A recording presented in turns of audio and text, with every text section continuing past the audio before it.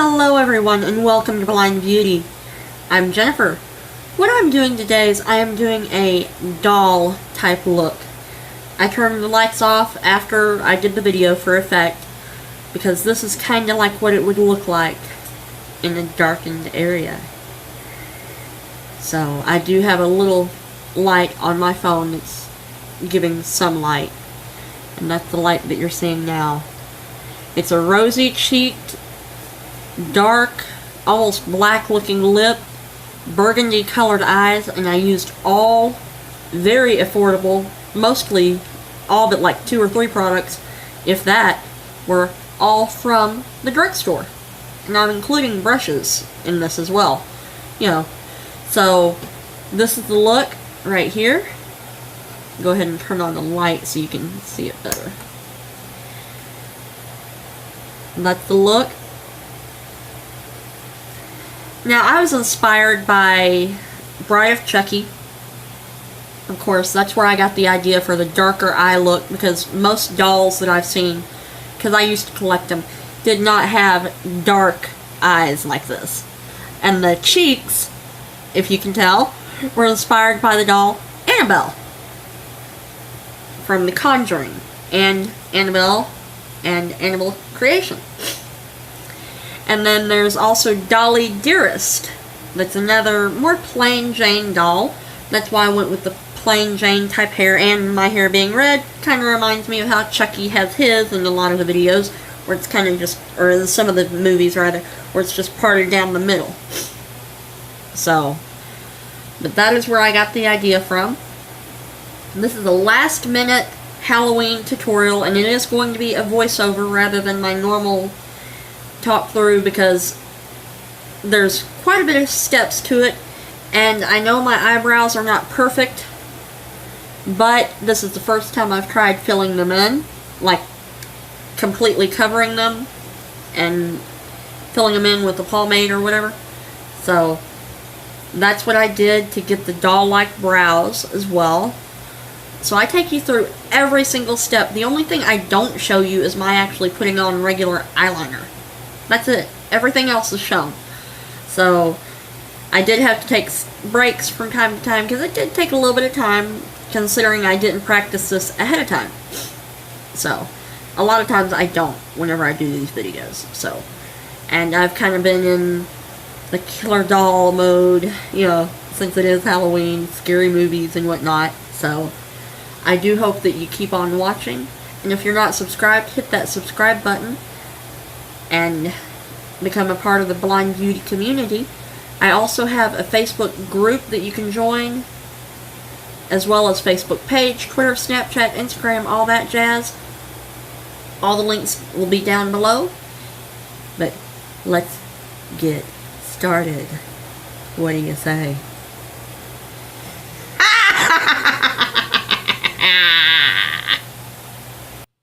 Alrighty, we're going to go ahead and get started. I tried to cover my brows, and unfortunately turned out, in the end I kind of didn't get them completely covered. But I'm taking the NYX, got it out, this video. But I was using the NYX Gotcha Covered Concealer with a Swiffer's sponge and doing it. Now I moved on to the NYX Dark Circle Under Eye Concealer, and I'm using that. Started trying to use it with my fingers, and then realized, move on to a brush instead. And I grab a really flat brush and work it in there, and I'm putting that under the eyes, because I wanted to do my concealing before I did my foundation, because it's a different tone than I am going to be using. But I ended up using concealer afterwards anyway. But I go ahead and conceal the dark circles under my eyes, because a doll wouldn't have dark circles under the eyes. And then I'm also going really lightly over where I've covered my brows as well. And that does make a difference to use a peachy toned concealer to help blank out the brows a little more. Then I used that Swiffer's sponge. They come in a 2-pack. You can get them from Walmart. And I'm blending that out under the eyes. And I've got music playing that I'm rocking out to, dancing to throughout this video, so if y'all see me acting goofy, that's why. I'm taking the Maybelline Master Camo Concealer. I believe my shade is light medium that I'm using here. And I'm using that with the Swiss Press sponge and dotting it wherever I have imperfections that I want to cover. So that's what I'm doing now, and I even take that and go over the brows as well, just because I was noticing some stuff there. It takes me a little while to, get this on and get it just right the way I want it, so. Then I'm taking the BH Cosmetics Flawless Foundation, I believe is what it's called, and I'm going to be using that as my foundation today. And I take my hands and just dot it all over really good. And I do put quite a bit on there because I do like a higher coverage. This is not the right shade for me typically, so I do take it down the neck, on the sides of the neck, and everything wherever skin would be showing, basically. I mean, I could have gone so far as to put it on the back of the neck if I wanted to, but I didn't do that. Put some on the eyelids too, because I have some darkness there. But this is a decent foundation. If I had the right shade for myself, I think I would absolutely love it.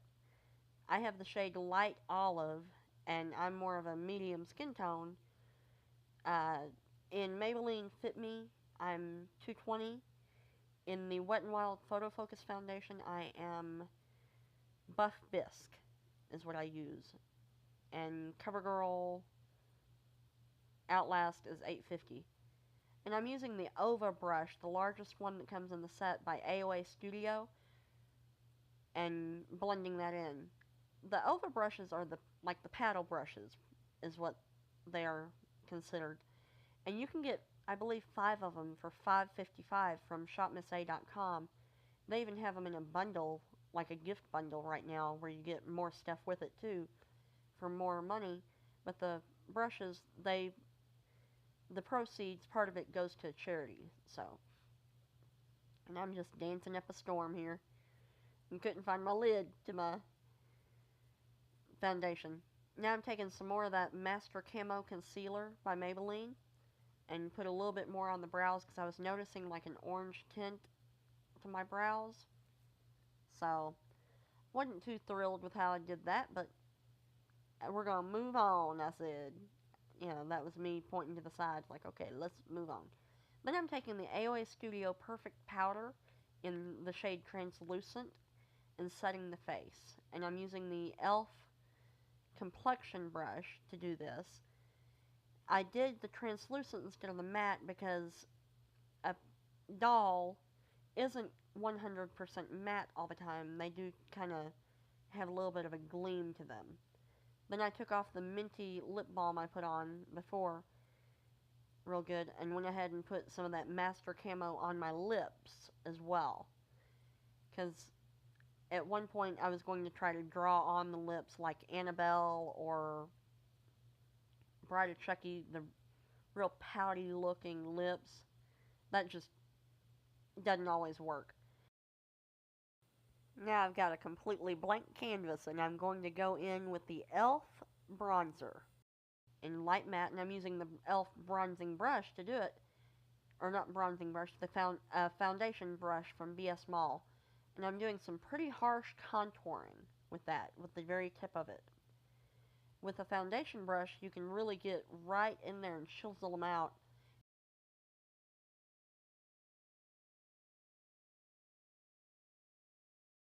And I go down the sides of the nose and on the tip as well to really define the nose. Because a lot of dolls have a button nose, so I took it around in the middle of the nose as well. Then I'm taking the, I believe it's the F9 brush from AOA Studio and adding more of the bronzer to my cheekbones. I do have a tutorial on contouring if you would like to see that sometime. Then took some of that foundation and went under the lip as well to help give a little bit extra depth. Basically that will help the lip appear fuller whenever I do that. Then I'm taking that foundation brush as well And where the natural creases are, like between the nose and mouth, and then from the mouth to the jawline, I used that foundation brush and did that as well to make them appear more in-depth. Then I believe this is the shade Mauve from Color Mates. It's a blush you can get from the Dollar Tree. And I'm using, pardon me, that first brush. You can also use the bronzing brush for it. But I mentioned that I was using the bronzing brush. I used the bronzing brush for my blush and tried to go right on the apple of the cheek like Annabelle has. But that was so harsh that I wanted to blend it out with the e.l.f. complexion brush, because it was so harsh I could see it really hard. So, then I'm going to go into the Ulta Illuminator in Radiant Diamond, and I'm using the small tapered brush by e.l.f. to put this on the high points of the cheeks, the button part of the nose, Cupid's bow, and chin. Not going too crazy with it, though. So, just taking time and jamming out, too, while I'm doing this. Then I'm using the e.l.f. brow and liner cream that doesn't really have a name in medium brown. And I'm using a brush I got that has a angled end to one end and a spoolie end on the other. I got it in a Salon Perfect kit, I think, one time. And I'm drawing on really thin brows, because most dolls that I've seen have fairly thin brows, and mine are rather bushy. That's why I tried to cover them up.